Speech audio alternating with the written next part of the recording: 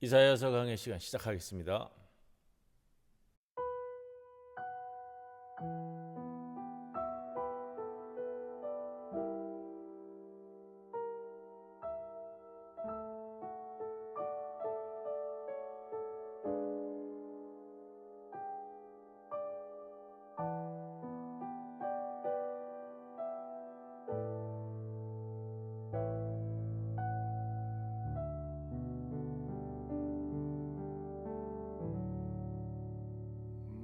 나의 입술이 주 예수를 정죄했고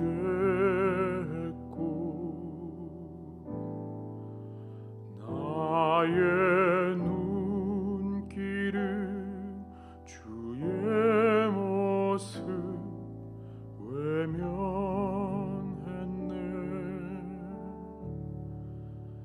나의 마음을 십자가고 놓쳐버렸으니 나는 주를 볼 수 없는 죄인.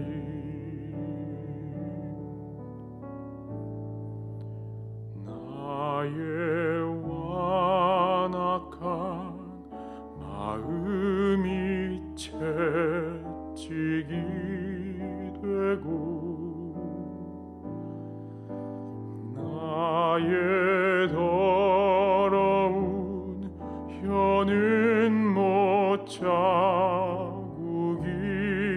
됐네.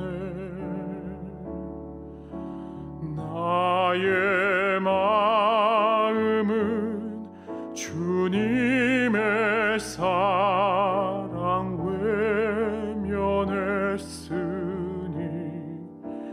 나는 주를 만질 수도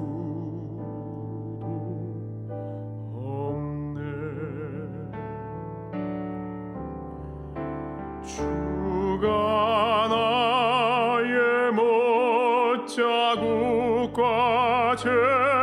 채찍질로 인하여 멸시와 고초진이 담당하셨네. 나의 죄로 인하여 십자가를 지셨네. 내가 주님을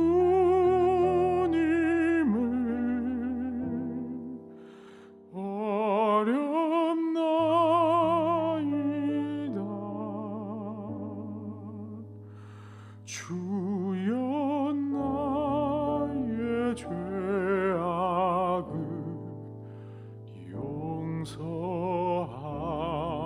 용서하소서.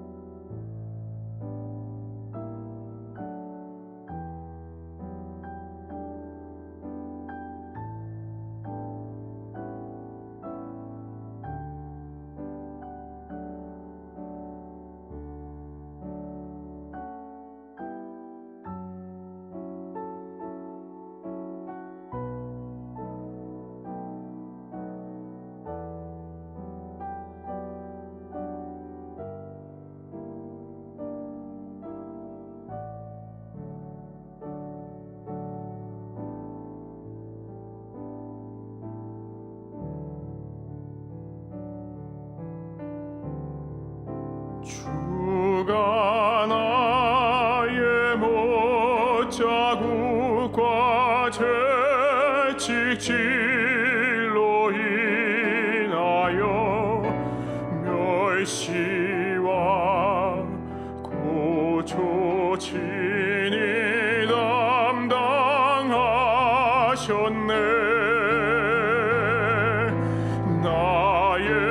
죄로 인하여 십자가를 지셨네. 내가 주님을 버렸나이다.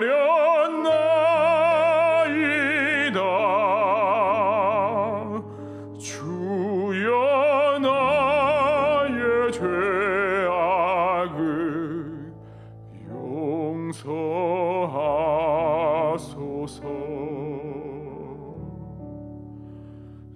나의 죄로 인하여 십자가를 지셨네. 내가 주님을 사랑합니다.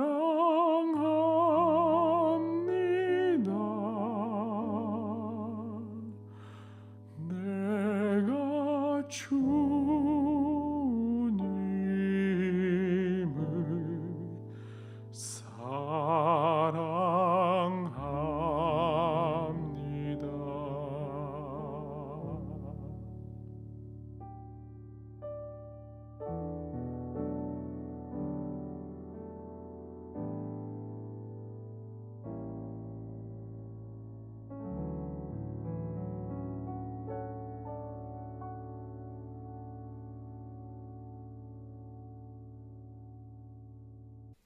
기도드립니다. 주님, 이 사순절 거룩한 삶을 살게 하옵소서.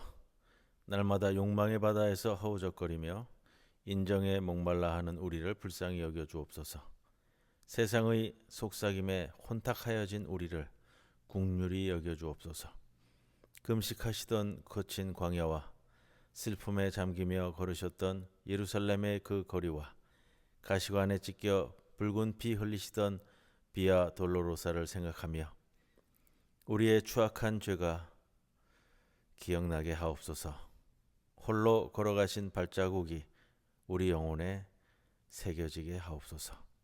골고다를 향하여 걸어가신 주님의 뒤를 따라 자기를 부인하고 자기 십자가를 짊어지고 묵묵히 걸어가게 하옵소서. 예수님의 이름으로 기도드리옵나이다. 아멘. 514장 찬송드립니다.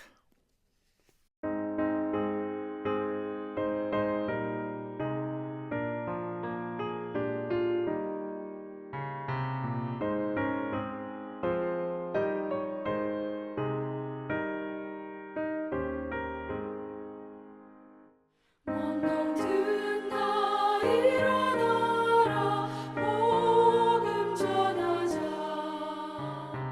농과 밭을 심으라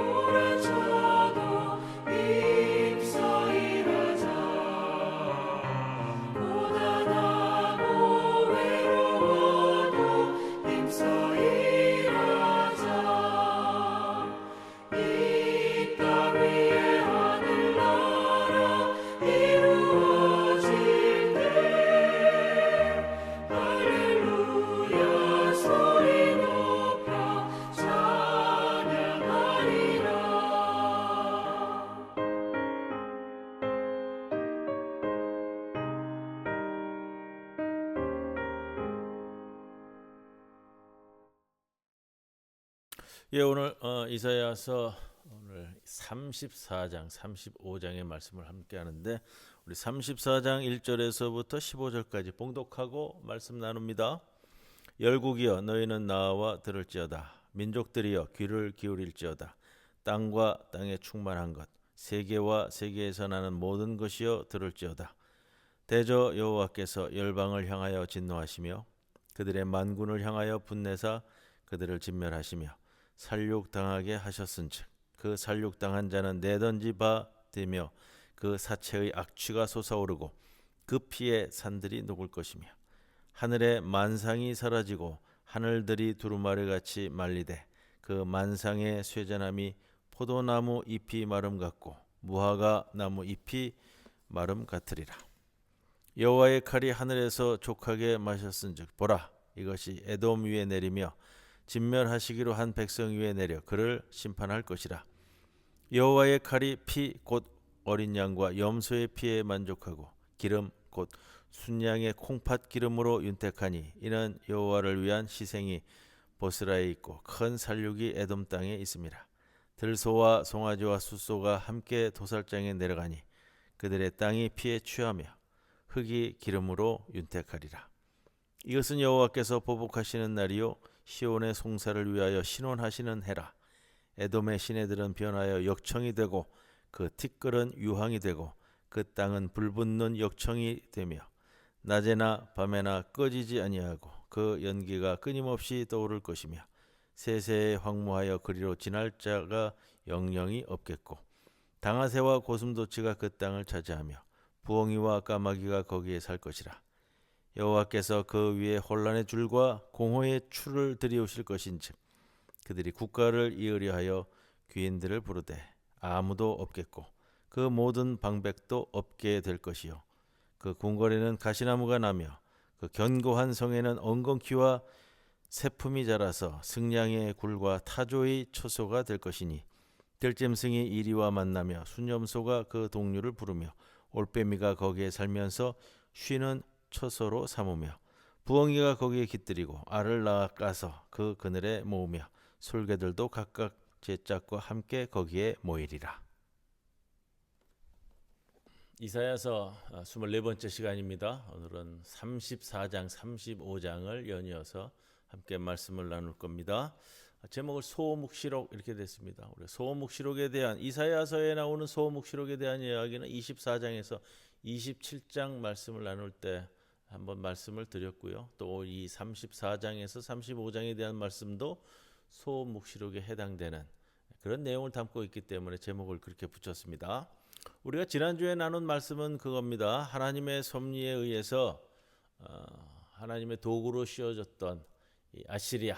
근데 유다를 침공한 후에 유다에 대한 학대와 박해가 너무 이 포갑적이니까 그런 아시리아에 대해서 하나님께서 어떻게 심판할 것이다라는 말씀을 이제 지난 주까지 하나님 말씀을 나누었고요. 이것이 바로 이제 아시리아에 대한 징계, 하나님의 징계, 심판 이거에 대한 말씀을 드렸고 오늘은 이 34장 그걸 넘어서서 이제 세상 전체에 대한 여호와의 심판을 다룹니다. 그렇기 때문에 이제 소묵시록 이렇게 불려지기도 하고요. 성격은 우리가 24에서 27장 말씀을 나눌 때의 성격과 좀 비슷합니다. 자, 열국과 민족, 세계 모든 나라에 대한 하나님의 심판이 선포되고 이와 더불어 오늘 4절 말씀을 보면 하늘의 만상이 사라지는 종말의 임할 묵시를 우리에게 전해줍니다. 하늘의 만상 할 때 우리 번역말로 이제 만상 이렇게 되어 있는데 1월 성신 전체를 얘기하는 거예요. 1월 성신 하늘에 떠 있는 1월 성신 전부 다 달과 하늘, 달과 별과 태양과 다 이렇게 무너져 내리는 그렇게 이제 상징적으로 표현합니다.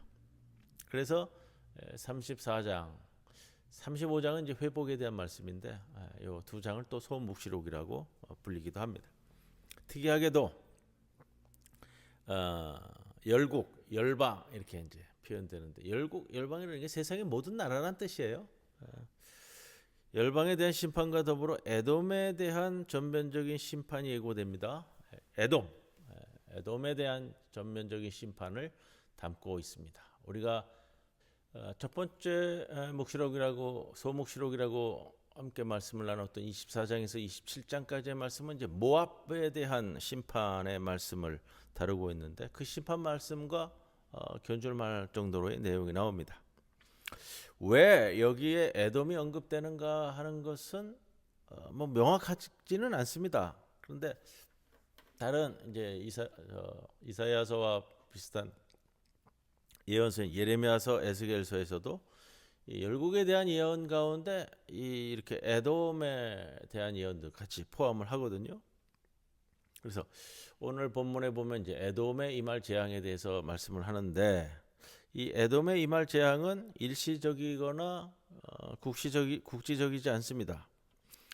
본문 말씀대로 큰 사륙이 일어날 것이고 그 시내와 땅은 역청과 유황으로 바뀌어서 도저히 사람이 살 수 없게 될 것이고 야생 짐승들만이 짝을 이루게 살게 되는 그런 땅이 될 것이다. 이렇게 표현하는데 자 7절 8절의 말씀은 에돔에 대한 여호와의 심판이 여호와 하나님에 대한 보복과 시온의 소송에 대한 신원임을 분명히 합니다. 시온에 대한 소송이 뭐냐? 시온, 예루살렘을 뜻하는 표현인데 예루살렘이 당한 이 억울한 것들 이런 것을 하나님께서 대신 심판자로 나서신다. 그래서 그 억울함을 실현해 준다 이런 뜻입니다. 그러므로 여기서 에돔은 하나님과 그 백성 시온 백성들을 예루살렘 백성들을 유다 백성들을 대적하는 세력을 상징하는 그런 표현이다라고 말씀을 좀 드립니다. 이 복수 신원이라는 것은 결국 이제 복수가 이루어져야 되는데 이 복수와 억울함에 대한 신원이 언급된 것으로 보아 여호와의 심판이 임하기 전에 이 시온이 에돔 때문에 뭔가 억울한 일을 당했을 것이다 이렇게 추정을 하는 거고요. 자 바벨론 포로기에 쓰인 것으로 보이는 시편 137편 7절에도 이와 비슷한 구절이 보이는데 에돔을 심판해 달라는 기도를 담고 있습니다. 시편 137편 7절입니다. 여호와여 예루살렘이 멸망하던 날을 기억하시고 에돔 자손을 치소서. 그들의 말이 헐어버리라 헐어버리라 그 기초까지 헐어버리라 하였나이다.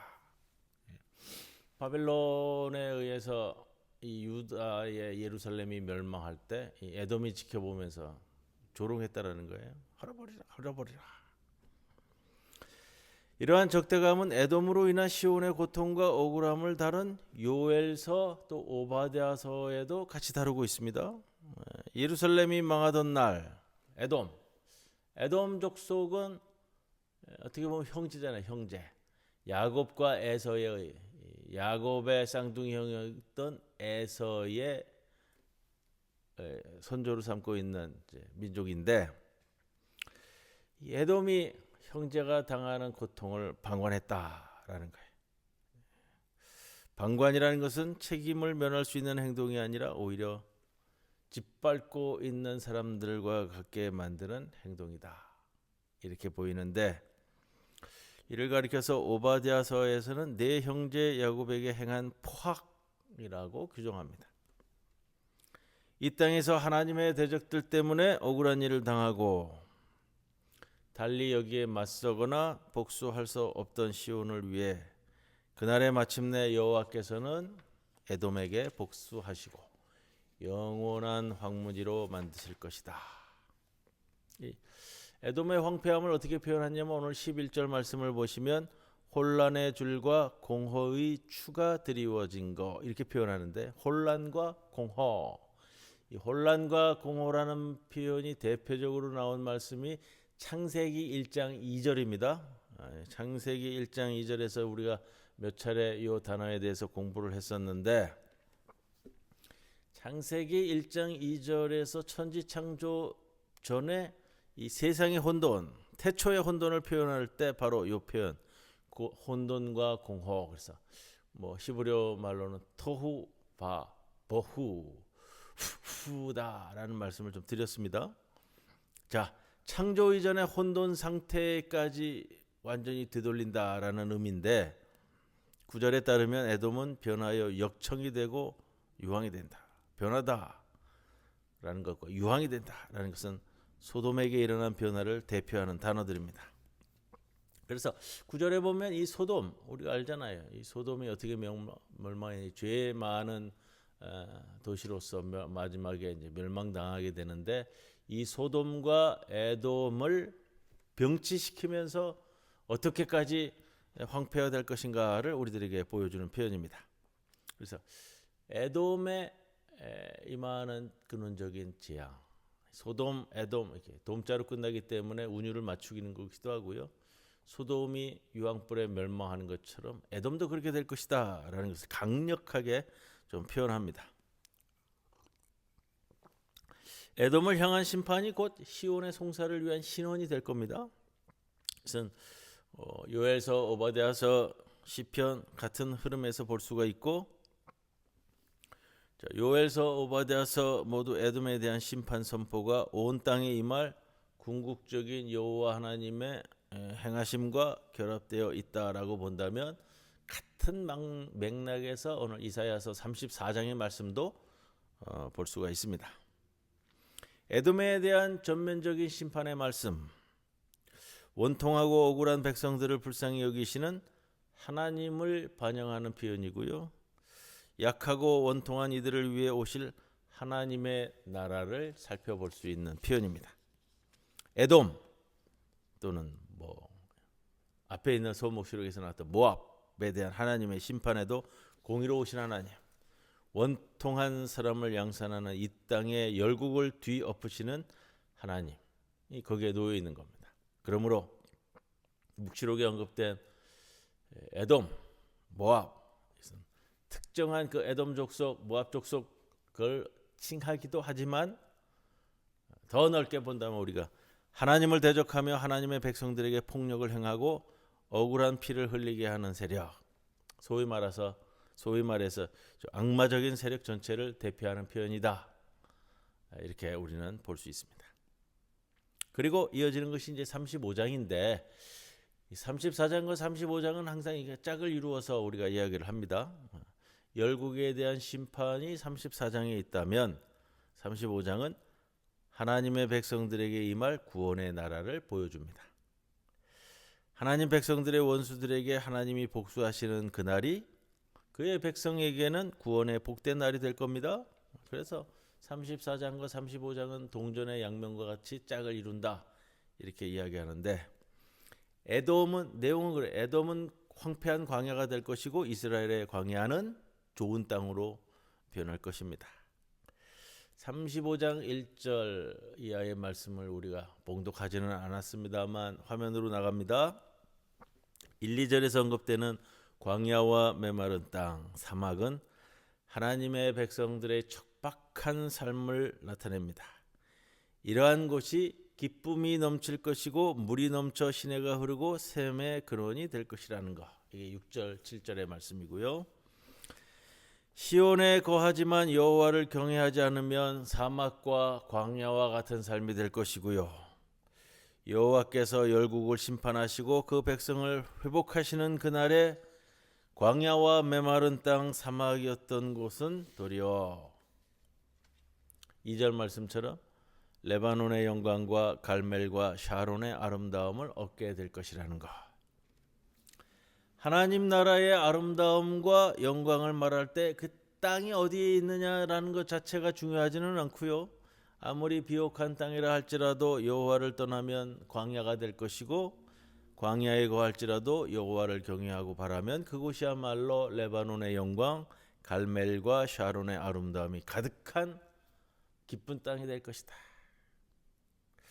여호와 하나님을 모신 그곳이 광야일 수도 있지만 그러나 그것이 바로 옥토다. 하나님의 백성들에게 갈멜과 샤론의 땅은 따로 있지 않다. 여호와를 경외하는 그들이 있는 곳이 바로 갈멜이고 샤론이기 때문입니다. 2절 말씀처럼 이 땅에 거하는 이들이 여호와의 영광 곧 우리 하나님의 아름다움을 볼 것이다 라는 것. 여호와를 구하는 이들이 오늘 3절 4절에 나오는 표현이 있는데 약한 손, 떨리는 무릎, 겁내는 자로 표현됩니다. 하나님께서 이들을 격려하시고 말씀하신다. 왜냐하면 여호와가 그들을 위해 복수하시는 날이 곧 오기 때문입니다. 모든 세상의 약한 자들이여, 강하고 부유한 자들이 교만하며 거만한 세상에서 약하고 떠는 자들이여, 두려워 말라, 굳세게 하라. 너희 하나님이 오셔서 복수할 것이다. 5절 말씀에 그때에 못 보는 이의 눈이 열리고 못 듣는 이의 귀가 열릴 것입니다. 그 백성에 대한 하나님의 복수는 흩어진 하나님의 백성들의 회복과 귀환으로 절정에 이릅니다. 이 점은 24에서 27장에 나누었던 소묵시록의 결론과도 맥을 같이 하고 내용이 같은데 귀환이에요. 귀환. 흩어진 백성들에 대한 귀환. 이게 바벨론 포로기에 대한 이 내용을 암묵적으로 참 크게 담고 있다라는 걸 볼 수 있는데, 자 8절에 회복의 날에 존재한 큰 길, 대로, 이거는 하나님의 구속의 확실함과 안전함을 상징하는 겁니다. 그 대로를 통해 그 큰 길을 통해서 돌아오는 거예요.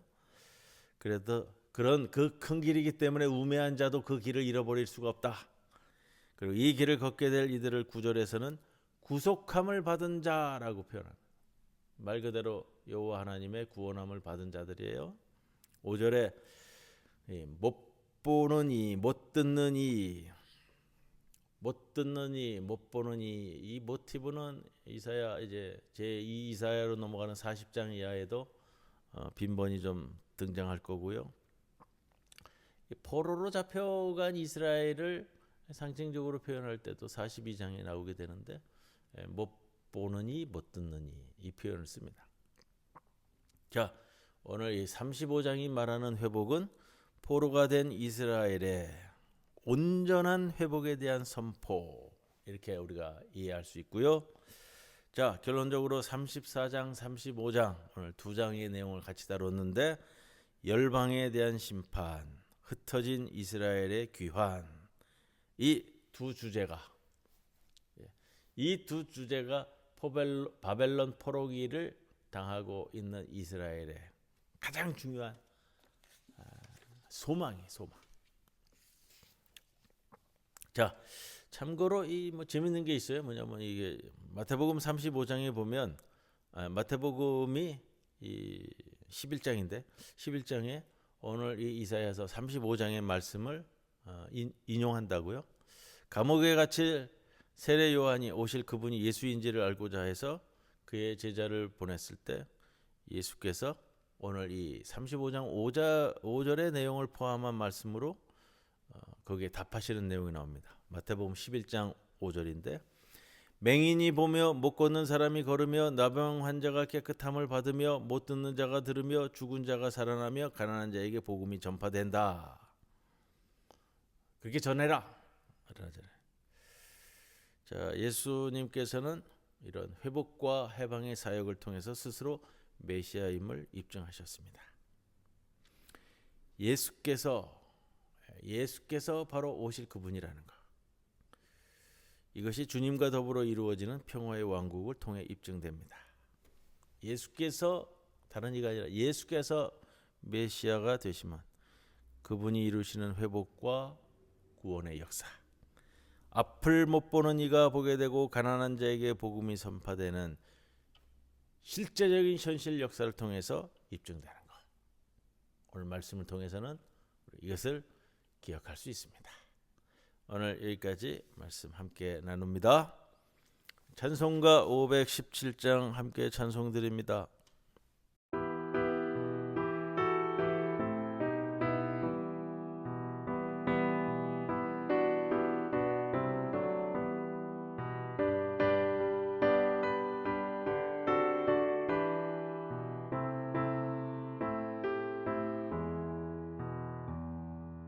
가난한 자 돌봐주며 복된 소식 전하라고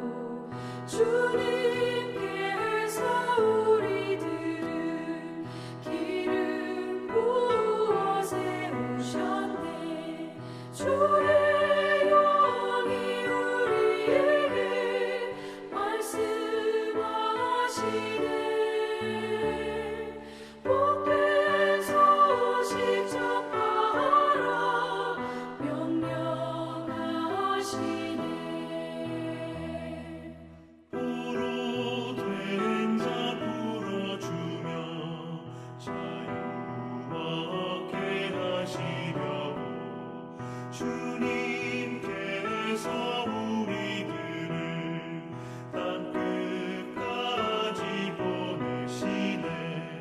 주의 영이 우리에게 말씀하시네. 땅끝까지 전파하라 명령하시네.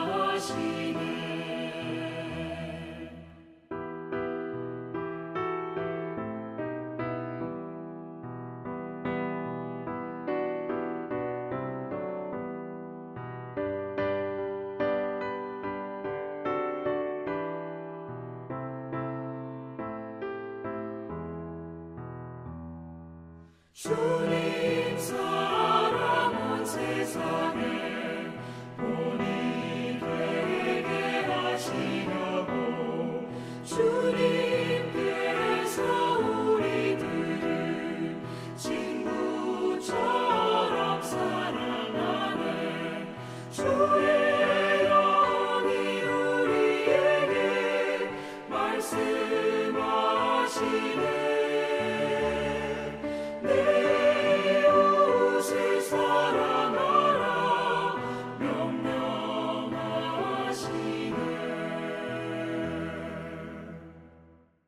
주님 가르쳐 주신 기도 함께 드립니다. 하늘에 계신 우리 아버지여, 이름이 거룩히 여김을 받으시오며 나라의 마옵시며 뜻이 하늘에서 이루어진 것 같이 땅에서도 이루어지이다.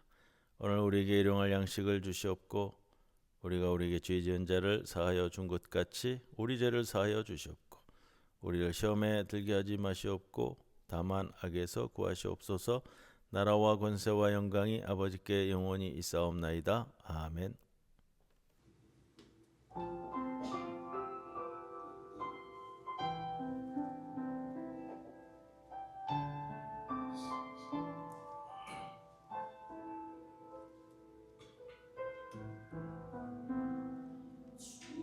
주님이 홀로 가신 그길 나도 따라가오. 모든 물과 피를 흘리신 그 길을 나도 가오. 험한 산도 나는 괜찮소.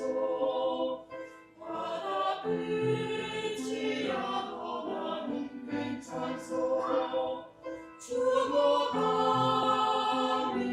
저들을 위해 나를 버리길 바라오. 아버지 나를 보내주오. 나는 달려가겠소. 목숨도 아끼지 않겠소. 나를 보내주오.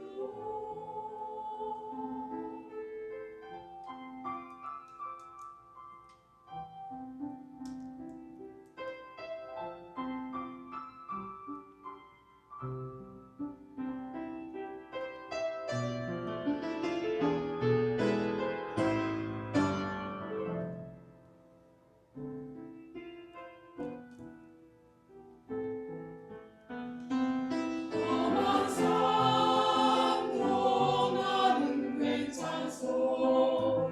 바다 끝이라도 나는 괜찮소.